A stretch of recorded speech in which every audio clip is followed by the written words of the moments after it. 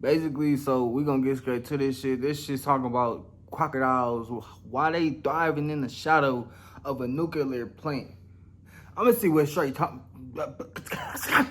Let's see what this shit talking about, man. Let's get to it. Ain't nothing else to talk about. Let's do it. There's only one place in the United States where you can find wild native crocodiles. All right, where that is? Florida. It's also the only place in the world where crocodiles and alligators live side by side.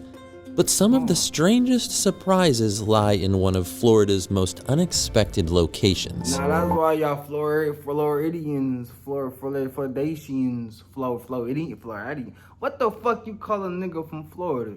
I'm a Michigander. What the fuck is a Floridian? That's why y'all niggas be so different, cause y'all got fucking crocodiles and alligators running through this bitch, and yeah, that's just a normal Tuesday. This isn't a wild swamp. Niggas literally got ancient dinosaurs in their backyard, cuz. Or a hidden river. It's a vast man-made maze of water stretching for miles in the shadow of a nuclear power plant. Why do crocodiles gather in this unexpected place? And how has a landscape shaped by splitting the atom become home to one of America's rarest predators? That shit blacker than black, nigga. That ain't even river black. That's just dark black, nigga. Black. South Florida, the land of sun-soaked beaches, palm-lined streets, swanky South Beach hotels, and crocodiles. I'm gonna eat one of them motherfuckers. American crocodiles, to be exact. Cousins of the Nile crocodile, these aren't invasive species like so many of Florida's weird reptiles. They are native and rare. Lizard face. While they might look similar to their more common neighbor, the alligator, there are some key differences. Crocs tend to be longer, they have narrower snouts with more visible teeth, and they have the strongest bite in the animal kingdom. Crocodiles do, huh? Fossil evidence tells us that crocodilians have been around for over 80 million years, dating back to the time of the dinosaurs. Their lineage remains largely unchanged, which is a testament to their resilience. At its peak, South Florida's crocodile population may have numbered 3,000 or more. But by the mid-1970s, those numbers had plummeted to just a few hundred. Oh, that ain't shit. Y'all ain't got no crocs in that motherfucker. Nigga, ain't nobody seeing no crocodiles for real in that bitch. 300 crocodiles, and y'all probably got like millions of people in y'all motherfucking state, bro. Quit playing. Ain't. But some of those elusive reptiles found an unlikely sanctuary right here at Turkey Point Nuclear Power Plant. That's like saying I be seeing grizzly bears in my backyard. No, nigga, they're up north. I don't see them bitches. They down south. Y'all don't see them bitches in swamps and shit. Just south of Miami. South. Turkey Point was built in the 1960s to generate electricity for South Florida's booming population. Energy from this plant powers nearly 1 million homes. But what makes Turkey Point unique isn't just the size or location to generate electricity for South Florida's booming population. Okay. Energy from this plant powers nearly 1 million homes. God damn, man, that shit. They go to the moon. That shit gonna be a piece of cake, nigga. The fuck? But what makes Turkey Point unique isn't just the size or location, it's what surrounds it. One of the misconceptions that we have is that there's some radioactivity to the cooling canals, and really that's not the case. The crocodiles here are living in the brackish water that is just cycling through the plant, but not actually touching any of the radioactive equipment. The canal system is massive. It's 168 linear miles of cooling canals. You can actually see it from space. The water passes through the nuclear plant to remove excess heat. The water then cools as it travels through the canals. So it works in the same way as the radiator. Once the cooling water has exited the plant, it takes about 48 hours for it to cycle back through again. At first glance, this just sounds like an industrial solution to an ordinary engineering problem. But over the years, these canals have become something else entirely. look like fucking. Both of our nuclear crocodile units went into bags. operation in the early 1970s. And then in 1978, while doing some work on site, we found a crocodile nest. Crocodiles were in a lot of trouble. We're talking about a population of about 150 to 300 animals in the 60s and 70s. The intention when we built the power plant and when we built the Colon Canal. So basically, we the reason why these goddamn fucking dinosaur ass motherfuckers still around. Cause once we started taking over this bitch, they was starting to decline. They was probably getting their ass towed up by our ass and shit. Killed back to back, left to right, eating them motherfuckers like it's goddamn chicken out this motherfucker. Not frying that bitch. Big pot, put it under the pan, face ass. For real though. That shit small as shit though. System was not to have some amazing habitat for endangered species. Once it was created and we recognized that we did have a crocodile nest here, it was really there that we started to learn more about the crocodiles that we had here on site. This mini PC can handle pretty much everything you need. This is the Ace Magic Mini PC. It's small enough to fit in my hand and barely takes up any space. It comes with an AMD Ryzen 7 processor and 32 gigabytes of RAM, which is more than enough. We really have three things that are necessary for the crocodiles. One, the Colon Canal system is an ecosystem in and of itself, and so it has the prey that the crocodiles need to eat. We have elevated berms that are used for nesting. And really one of the biggest reasons is because we don't have public on site. We have this whole network of canals where crocodiles can live freely and not worry about human encroachment. But the presence of crocodiles in these waters isn't just some strange nature sideshow. They play a critical role in this ecosystem. Crocodiles are at the top of the food chain. Without them, the rest of the food chain falls apart. They're the cleanup crew. They keep other populations in check. Unlike alligators, crocodiles can Wait, I don't get how that's the case when there's only, you just said it's only 300 of them. Their presence in this world cannot make no difference. That's like saying that's comparable to a bee or something, or comparable to like a frog or something. Nigga, if you got rid of frogs, nigga, you gonna have all types of bugs just running around this bitch like it's goddamn Buggy Friday or some shit. You feel me? Like, tolerate salt water thanks to special glands. You just said it's only 300. Let me shut the fuck up. Let's see. That help them expel excess salt.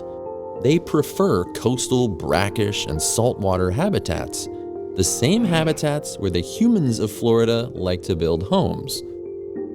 As we built houses, we were taking away a lot of the habitat from the crocodiles. So as the crocs of South Florida lost their preferred nesting habitat to human development, some of them turned to Turkey Point as a refuge. Today, Turkey Point is South Florida's most concentrated nesting area for American crocodiles.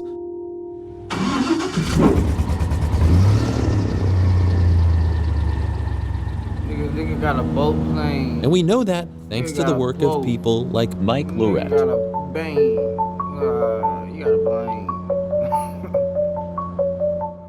Dude flying a plane. Ever since I was born, I always had this innate obsession with reptiles.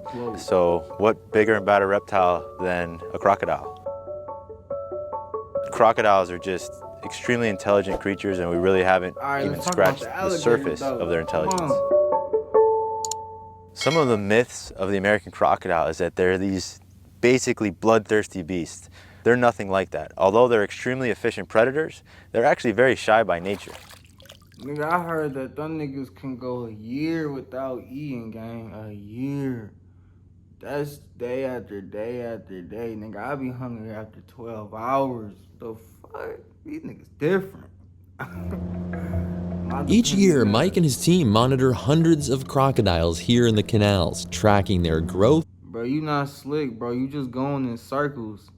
I peeped that. You just look. You went Each this year, way, Mike and his right team back monitor this way. hundreds of crocodiles Maybe here he's in the trying to go up canals, and down. tracking their growth, health, and nesting behavior. It's part science, part detective work, sometimes part adventure. I can't get over the So, brain, bro. mother crocodile will come up here, she'll scratch, she'll open the nest cavity, deposit her eggs, cover the eggs back up, and then go back into the water. It'll be about 3 months of incubation until those eggs hatch, and she'll be coming up and down and checking on her nest and protecting her nest in the meantime.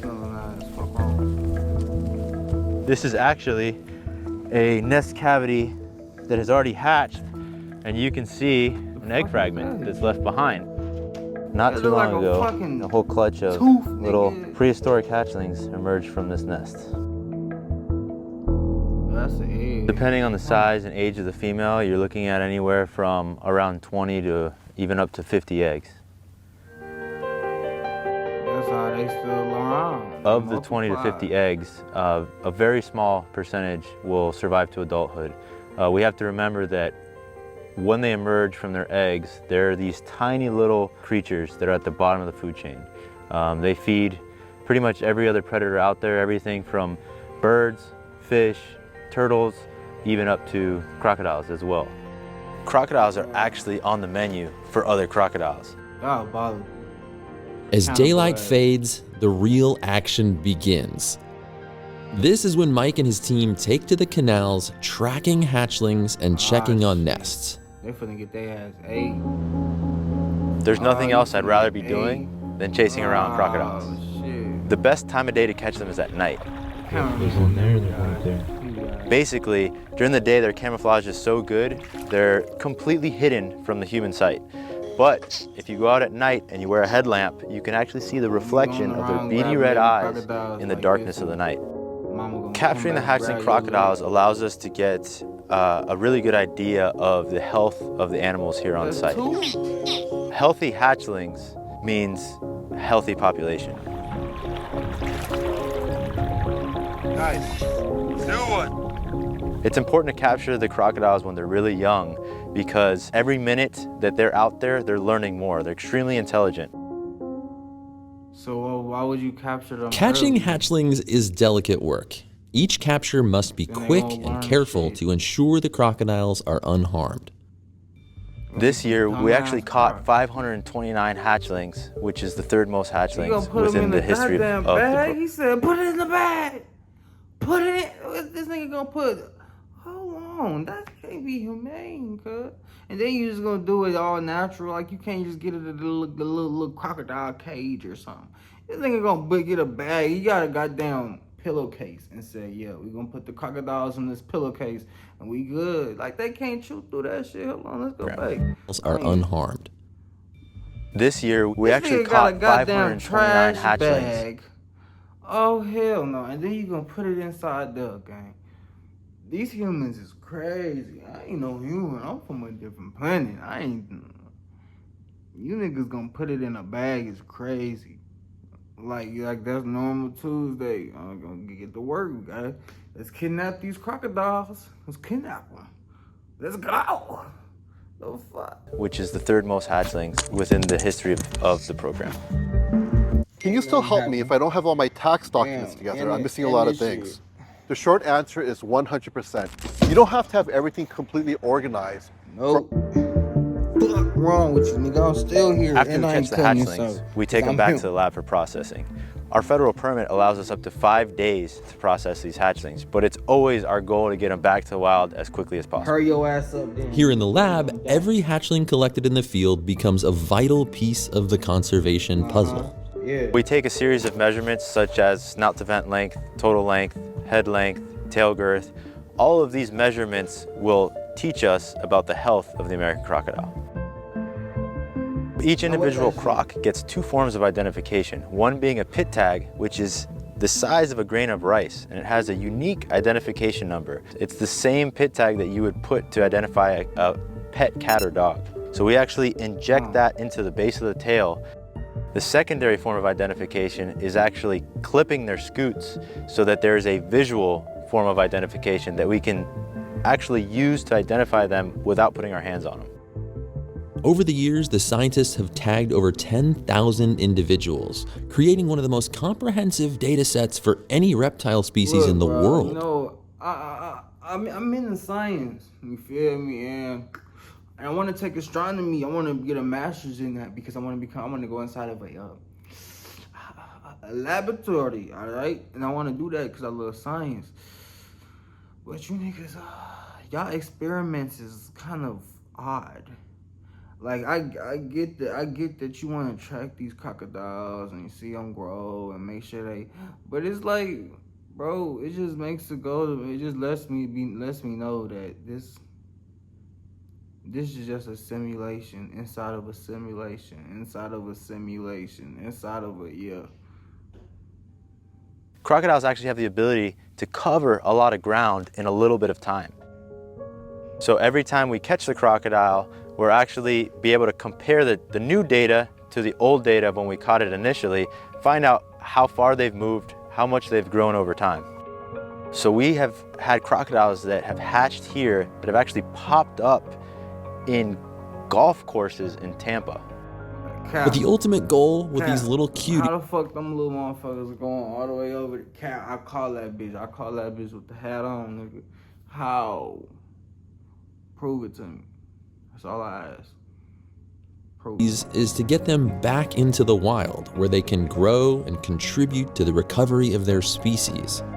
Since the crocodile program began in the 1970s, the population in South Florida has grown from a few hundred individuals to more than 2,000. It's a remarkable turnaround.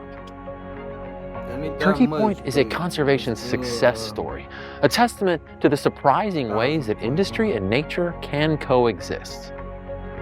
The American crocodile population was actually downlisted from endangered to threatened in 2007. There's nothing more rewarding than to be able to help this species thrive. Places like Turkey Point remind us that progress doesn't just have to come at nature's expense. It can come with it.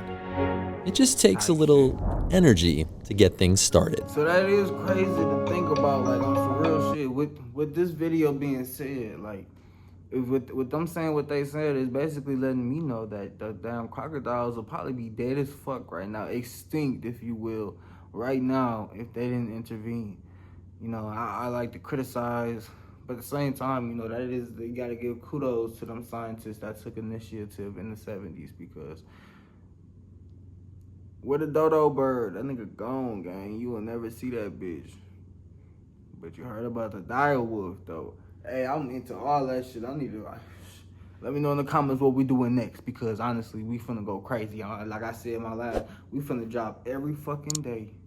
And if I don't, then I won't, nigga.